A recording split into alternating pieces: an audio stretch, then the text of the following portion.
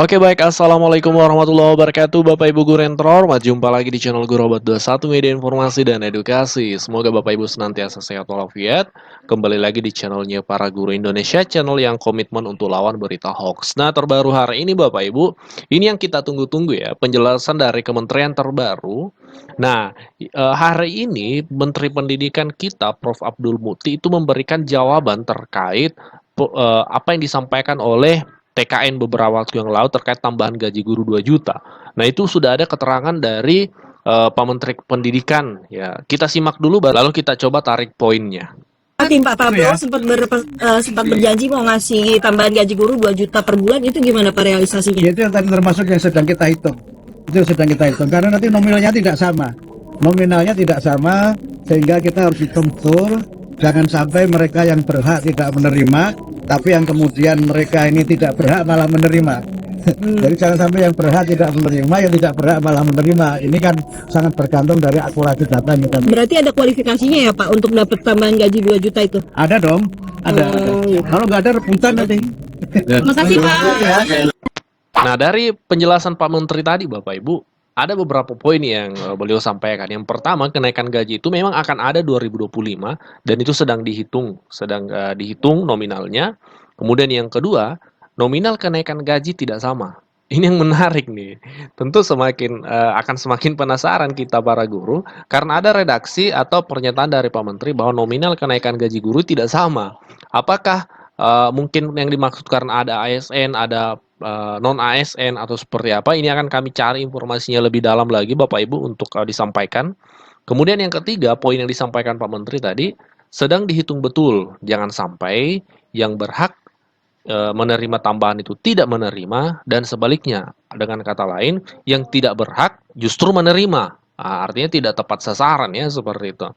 Ini yang menarik Bapak Ibu. Dan yang poin yang selanjutnya ini yang bikin kita semakin penasaran tentunya karena Pak Menteri menyatakan ada kualifikasi untuk dapat penambahan gaji itu. Bahkan Pak Menteri katakan ada dong. Ya ada dong. Ya itu statementnya Pak Menteri. Berarti memang ada kualifikasi, berbicara kualifikasi akan berbicara persyaratan ya. Ini menarik untuk kita cari informasi lebih lanjut Bapak Ibu. Kami akan coba selami informasi ini lebih lanjut dari berbagai sumber, kami akan sajikan ketika informasi itu sudah ada dan dijamin valid. Ya, kami tidak akan sampaikan ketika informasi itu sumbernya tidak jelas atau hoax. Nah, berikut ini secara lebih lengkap ketika Pak Menteri menjawab pertanyaan dari para wartawan. Tim Pak Prabowo sempat berjanji mau ngasih tambahan gaji guru 2 juta per bulan, itu gimana Pak realisasinya? Ya, itu yang tadi termasuk yang sedang kita hitung. Itu sedang kita hitung karena nanti nominalnya tidak sama. Nominalnya tidak sama sehingga kita harus hitung betul. Jangan sampai mereka yang berhak tidak menerima, tapi yang kemudian mereka ini tidak berhak malah menerima. Jadi jangan sampai yang berhak tidak menerima, yang tidak berhak malah menerima. Ini kan sangat bergantung dari akurasi data yang kita. Berarti ada kualifikasinya ya Pak untuk dapat tambahan gaji 2 juta itu? Ada dong, ada. Kalau nggak ada rebutan nanti. Makasih Pak. Boleh. Kegiatan hari ini aja Pak, seperti apa boleh jelaskan? Ya, hari ini ada dua ya sudah kita laksanakan. Yang pertama tadi upacara bendera dalam rangka bulan bahasa. Kemudian tadi ada juga pameran bulan bahasa dan sastra 2024. Ini ada tadi juga penampilan dari para pelajar, para siswa di berbagai daerah yang menampilkan bagaimana kekayaan budaya dan juga sastra Indonesia. Dan insya Allah nanti malam juga ada lagi resepsi puncak ya, puncak perayaan bulan bahasa yang insya Allah nanti kita selenggarakan di salah satu hotel di Jakarta. Salah satu dari hal yang kita tekankan pada peringatan tahun ini adalah bagaimana kita membangun kedaulatan bahasa Indonesia dan kita mengambil program besar, gerakan besar yaitu bangga, mahir dan maju dengan bahasa Indonesia. Kita ingin menjadikan bahasa Indonesia sebagai tuan rumah di tanah air kita ini karena ini adalah bahasa yang merupakan bagian dari tonggak penting dalam sejarah perjuangan bangsa Indonesia dan juga untuk pertama kali juga pada saat Kongres Pemuda itu kata Indonesia secara resmi digunakan dalam pertemuan para pemuda yang bertekad untuk mencapai kemerdekaan Indonesia. Dan kita ingin juga dengan menjadikan bahasa Indonesia sebagai bahasa yang juga menjadi lebih produktif lagi dengan karya dan juga dengan berbagai capaian yang sekarang ini sudah kita raih. Karena itu maka dengan semangat, bangga, mahir, dan maju dengan bahasa Indonesia, kita berusaha untuk memajukan bahasa Indonesia, tapi juga tetap memelihara bahasa-bahasa daerah yang sekarang ini jumlahnya ada 718 bahasa daerah.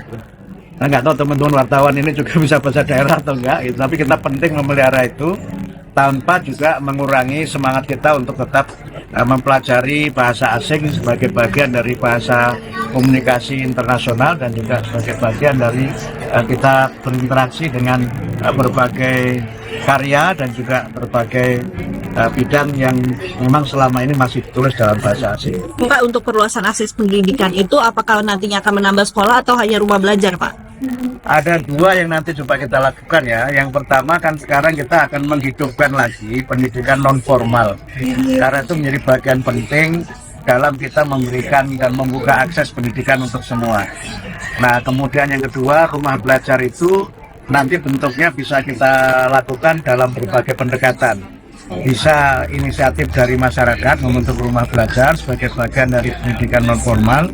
Bisa juga mungkin bentuknya rumah-rumah belajar ini kita selenggarakan di tempat-tempat sekolah-sekolah formal yang mungkin pada saat sore hari atau malam hari itu bisa digunakan. Karena mungkin banyak anak-anak kita yang tidak bisa sekolah itu karena bekerja, sekolah yang ada, sehingga kita berusaha untuk menyediakan sarana belajar yang lebih mendekatkan dan memudahkan anak-anak Indonesia untuk dapat belajar dan mendapatkan haknya sebagai bagian dari generasi bangsa kita di masyarakat. Pak, berarti ini salah satu cara untuk menekan angka putus sekolah dini ya, Pak? Betul, karena angka putus sekolah itu kan faktornya berbagai macam ya. Sebagian karena alasan ekonomi, sebagian juga karena alasan ya domisili. Kan kita sering ya mendapatkan kiriman video-video dari masyarakat yang menggambarkan betapa susahnya perjuangan anak-anak kita untuk bisa ke sekolah, dan juga memang sebagian karena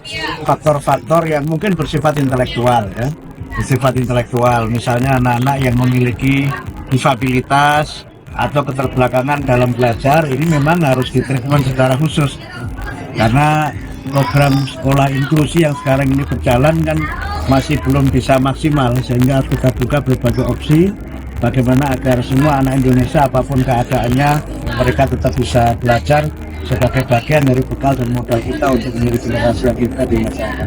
Pas setelah retret kemarin Pak, ini ada pesan atau pesan tersendiri gitu dari Pak Prabowo terhadap pendidikan mungkin?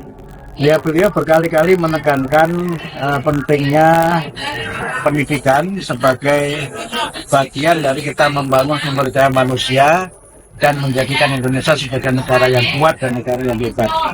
Berkali-kali beliau menekankan di antara program besar beliau selain hilirisasi adalah program yang berkaitan dengan peningkatan kualitas pendidikan, sehingga beliau memberikan perhatian serius termasuk misalnya usaha untuk bagaimana bisa mendirikan sekolah-sekolah unggul, kemudian juga usaha untuk bagaimana agar guru-guru bisa mendapatkan kesejahteraan sebagai ujung tombak pendidikan. Saya kira guru perlu mendapat perhatian, salah satunya dari kesejahteraan supaya mereka bisa lebih baik lagi di dalam pengembangan proses. Pak, untuk